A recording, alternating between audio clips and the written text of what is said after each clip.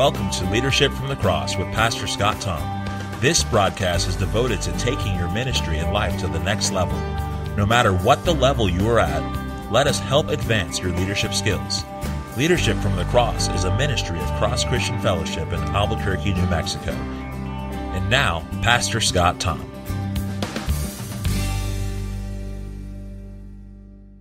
Thanks for joining us. This is Pastor Scott Thom, and we're going to discuss today executing your plan, whether it be any plan that you're doing, especially if you've got a ministry plan, a work schedule plan, or your life plan. You've got to execute your plan to really get the maximum benefits out of it. And biblically, when you see things like the parable of the talents, you see that the Lord gave them certain talents. To one, 5 to another, 2 to another 1. And he left it up to them to take what he gave them and then to use it and gain from it for him. And that really took a plan, right? The last guy who had 1 talent had no plan. He just was walking in fear. Inevitably, he would have to report to the master. And so he just buried it. And that was not acceptable.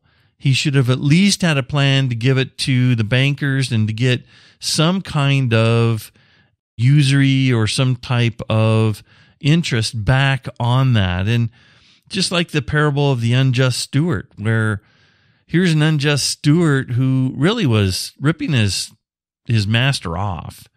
And then he found out he was going to be fired, right? I can't beg, I can't dig. So what I'm going to do is I'm going to sit down, and again, he plundered his master's goods by giving away some of the debt that was there, not having that incurred.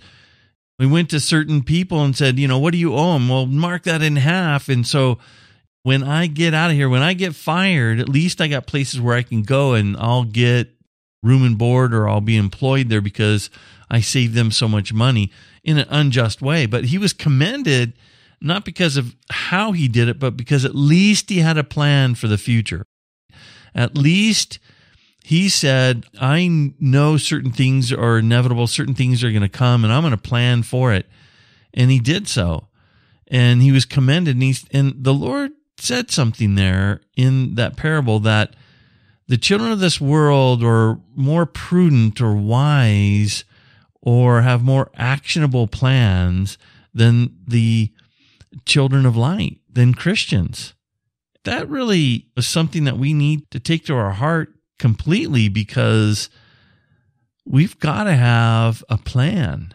If we have the truth, if we have this worldview, if we know what's going to happen, we know what our children should grow up and be like, we know how we should act, how we should operate, then shouldn't we have a plan to make sure that we're acting that way, operating that way, that our kids are growing up this way, that our ministries or our churches are going forward according to some kind of plan, even if it's not really that thorough? It should be, but man, there's a lot of churches that operate with no plan.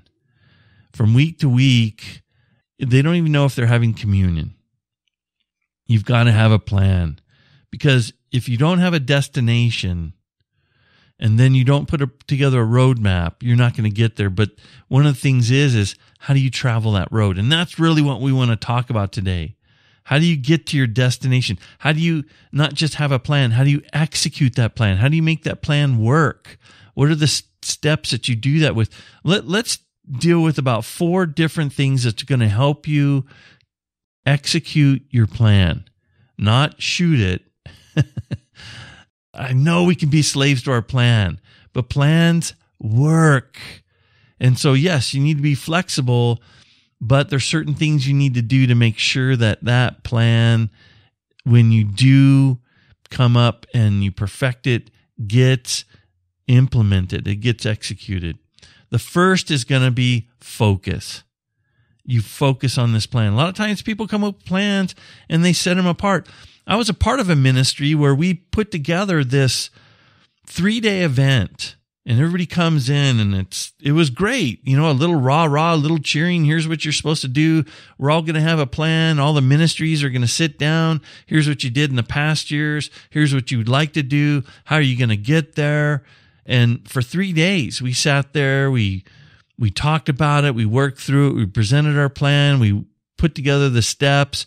And then we got back. We started ministry. And for a week or two, people worked on it. And then it kind of just gradually went to the side. And Tyranny the Urgent came in. We just started doing the same old. Almost no one completed their plan at the end of the year. And we didn't have a meeting at the end of the year to discuss it, let alone a meetings every few weeks or every quarter to go over our plan. It was just dropped after that. And because we lose focus.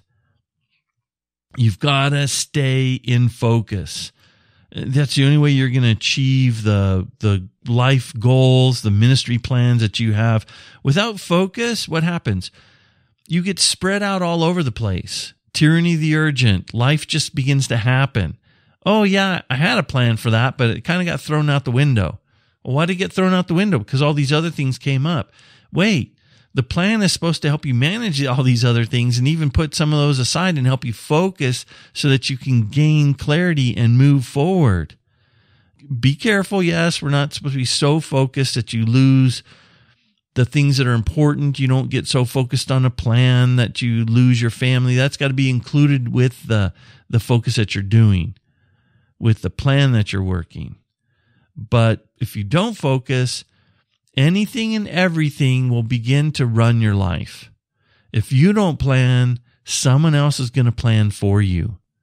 And then they're going to start running your life.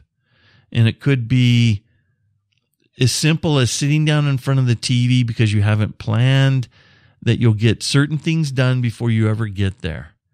And then one show leads to another show, and then, mañana I'll get to that.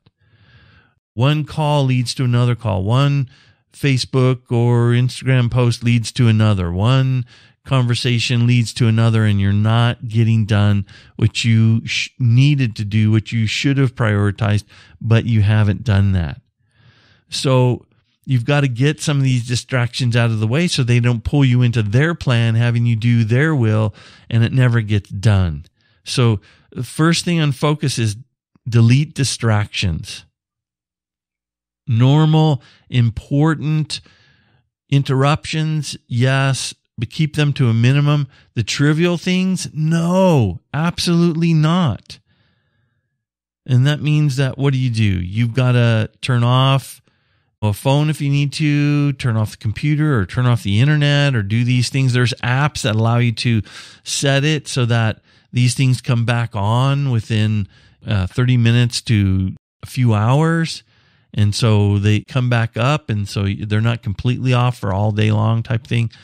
But if you're not putting those things aside and you're not minimizing, every time the phone makes a notification, every time you get it on your computer, you're going to be distracted. You're going to go to handle that. Check it afterwards, and we'll talk about setting aside certain time periods to do that. One of the other things that distracts us and causes us not to implement our plan is when we try to multitask. Don't do it. Multitask only in certain conditions. And we'll talk about those conditions a little later on. Generally, connect or focus on one thing intently. Nobody can perform at a high level multitasking. Nobody. Not men, not women. I don't care what studies tell you. Everything points to that you cannot multitask at a high level. They've done studies on this with driving. They've done studies with this on taking tests, on trying to remember certain things after a lecture or whatever, and people are multitasking. I'm doing it. Multitasking should only be in a form like this, should only be when you're in a lecture and you're hearing something and you're taking notes.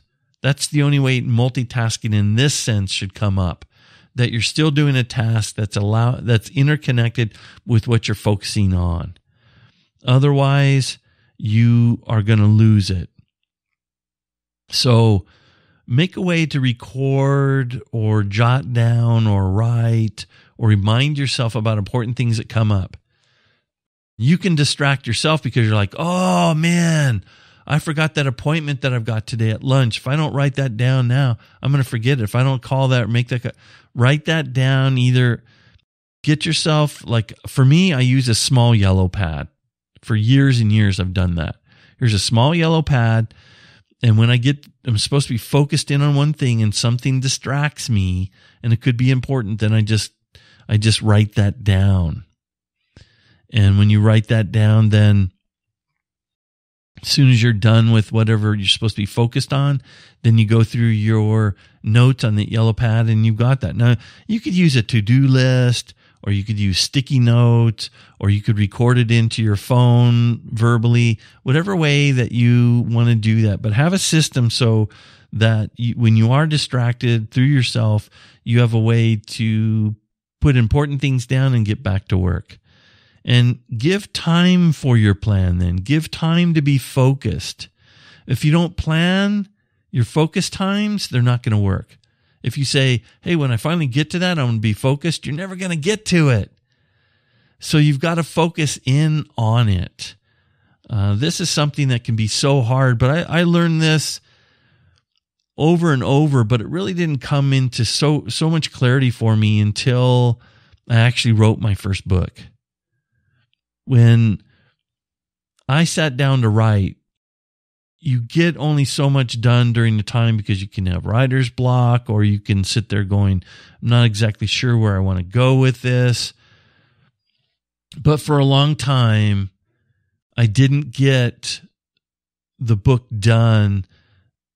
It took me 2 years to get it all put down on paper. Now, for some people, that's okay, and that's how long it takes them. For me, it's not. That first book, Discipleship on Fire, was not real in depth. About 130 pages. I kept it light. It was not rocket science.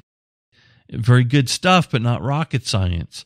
And so to take that long to put it down was mostly because I kept saying I was going to get to it, but I didn't plan. Once I said, at this particular day, at this particular time, for this particular amount of time, I am going to work on it and not allow anything to distract me unless it's extremely important. And I started making huge strides. So we went from somewhere, around 15,000 words to 30,000 words to about 40,000 words in no time. Whereas before it just kind of trickled in here or there. And then it happened when I said, I'm going to make time to focus. So what you should do is this: use blocked times for sprints at working. You sprint at it. You can cover a lot of distance very quickly if you sprint, but you can't sprint the whole time.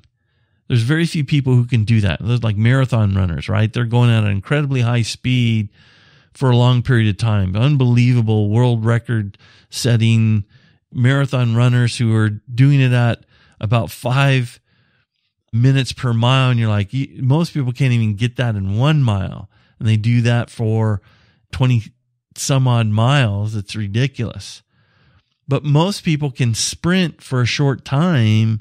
Even if they've been out of shape, they can sprint for a short distance for a time, right? And the more you do it, the better you get at it. So block time for you to work, and it's going to be effective if you take your goal, part of your plan, and you break it down into smaller bits, smaller bites, and you tackle them in maximized, regularly scheduled time slots that you stay focused during that time.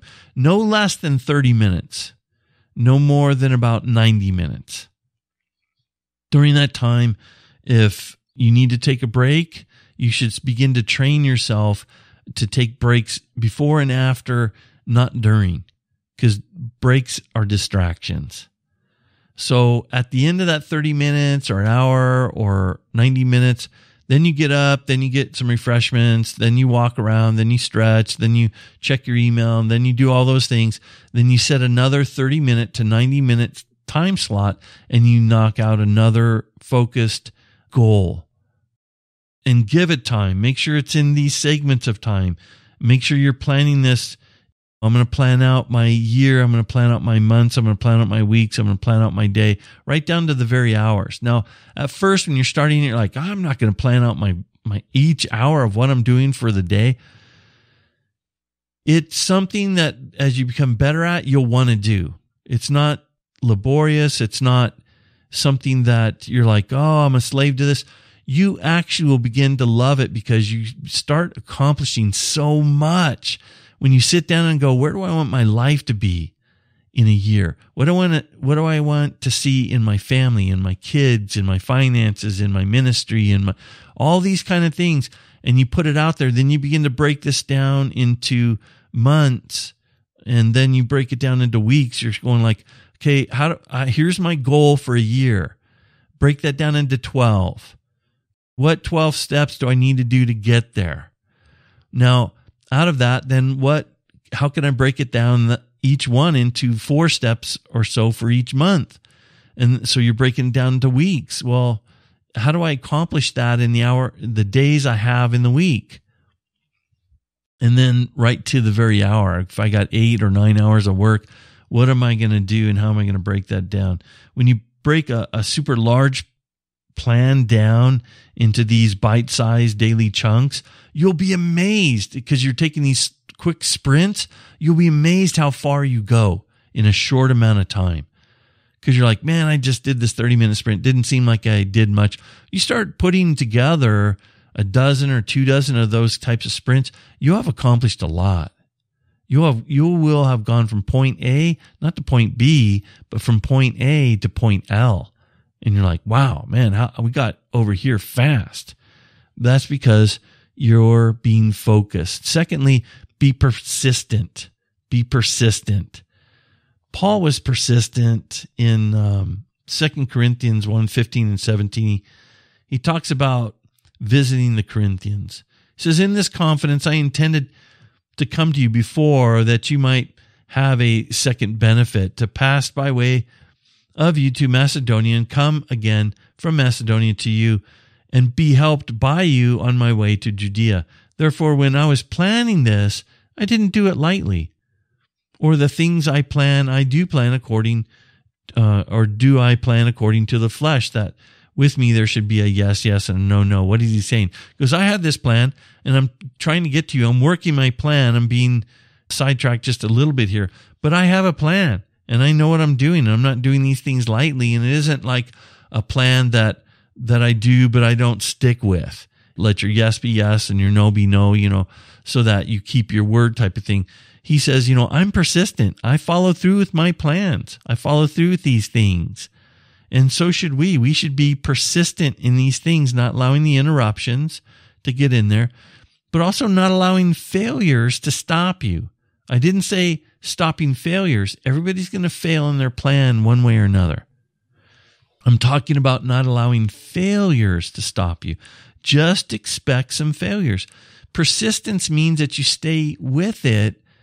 You have this stick-to-itiveness that even if things don't go necessarily to plan, you're still going to follow through. And that's what Paul is talking about here. He goes, things haven't gone perfectly according to my plan, but I'm still working it, and I'm still going to come by way of Macedonia, and I'm still going to see you, because I'm not acting just in a fleshly way. My word is my bond, and I have a plan, and I'm going to work it. So the point is to be persistent. You cannot focus on your failures. That will derail you. When you let failures discourage you, get you down, they're going to derail you. They're going to get you off course. Everybody goes through this, and everybody does this to a point, but you must persist. Therefore, you will succeed. You can't live in regret. Well, man, I had this plan. It didn't go well. Get back on the plan. Change the things you need to change. Change and go forward. So expect it to take time, and expect it'll take effort, and expect that both those things, time and effort, will be more than you probably are counting on. because you'll get discouraged. God, this is not going quite as I planned. I expect it to be done by now. And I felt that way about that book, and I expected it to be done by now. I had to replan, reorganize, sit down and go, why am I not getting there? And because I was allowing myself to be distracted and I wasn't setting the specific time I needed, refocused, came back, stuck with it, was persistent, and all of a sudden, boom, there you go. You knock it out. So keep refining what works. And that's part of persistence. If you persist, it's not because you're banging your head against a wall and you're not getting anywhere. If that's not working, change it. But be persistent to follow a plan. Change the plan if you need to, but have a plan that you're following. Otherwise, if you don't have a plan, it's not going to happen anyways. So keep refining it and do what works. Replace or delete what doesn't work. If you have something that is not working at all, delete it or replace it. But don't keep doing it. Change. It's okay. It's okay to modify your plan. It's okay to say, that failed. That's not going to work right. I'm going to jump over here to a new plan, or I'm going to modify that plan. Don't keep doing it something just because you feel obligated because I never fail at a plan, or I never fail, or I never get an F, or never. Don't be stuck in that. I'm going to make this work. Sometimes it's time to move on. Number 3, to execute your plan, to get your plan to work, you're going to need people. Every plan that you're going to come up with is going to be people, whether you learn from somebody or whether you need help from somebody or whether it involves directly connecting with somebody or ministering or training somebody. You're going to need people. So you must build relationships. You're going to need knowledge. You're going to need practical experience. That only comes from people. Nobody can succeed alone. Your plan's not going to succeed just with you. Eventually, somewhere in that plan, you're going to need other people. And many times it's most of the plan. So build your network of people before you need it. Not to take advantage of them. When I say build your network, you're going to need maybe pastors or leaders or trainers or information that's going to help you in your ministry or your life. Begin to set that stuff aside. Begin to make connections. Your relationship should be built for friendship, for knowledge, and for accountability, not just to get information from people and then move on. It should be for friendship. It should be then for knowledge as well, and accountability. When you are building your network, be generous. Desire to help those people as much as you're looking at them to help you. If you're there to be there and help them, to allow them to cry on your shoulder, to get them information, to help them with whatever they need, they're gladly going to help you. Esteem others better than yourself. It's a loving thing to do, but they will reciprocate. They're going to help you. So be generous. But you need this support group or board of advisors. Some are going to be very close, some are not. But you need input. You can't live on an island. When you are building these advisors, when you're building people around them, tell them, I respect your input. They'll be more generous that way. It gives them opportunity to open up and to give that information. Thank you. Even if you disagree with them or it's kind of hurtful if they say something, just thank them. Look for authorities in an area. Look for godly people. Look for mature people. Sometimes you can find this in a mastermind group, and sometimes you'll find this just among experts, but you need to have some advisors in certain areas. When you do that, make sure that you're writing this stuff down, either journaling it or recording it. Organize the information that you're learning so that you can implement it in your plan. When you're building this relationship group, make sure that you are asking more questions than you are speaking. Speak less, ask more questions. That way you'll have input, You won't be dominating the conversation. You won't be saying things that aren't helpful. So make sure you're connecting with people. One of the ways to do that is to use the time where you're normally down and you can multitask. That would be like when you're eating. Jesus hardly ever ate alone. He always had somebody around him, was always teaching, always sharing with them. You see it multiple times in the Gospels, don't you? Now, that doesn't mean all your social network, your help, and I'm not talking about social media either. I'm just talking about building your network of advisors and leaders around you.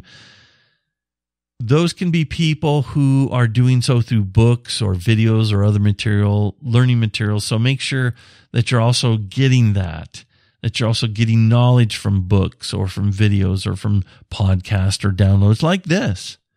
And lastly, to execute your plan is start now. Don't wait until your plan is perfect before you start. Start now. Don't wait for the perfect time. Launch it. I like what Patton says. George Patton was a general. He said this, a good plan vigorously executed right now is far better than a perfect plan executed next week. You know what I mean? You got to strike now. You got to move forward now.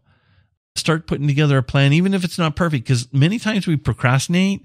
Some of us are very perfectionist in heart and in mind and by nature, like only when this is like perfect and everybody's like, oh my gosh, this is above and beyond and absolutely, only then will I launch it. Only then will I share my vision with somebody. Only then will I begin to execute my plan.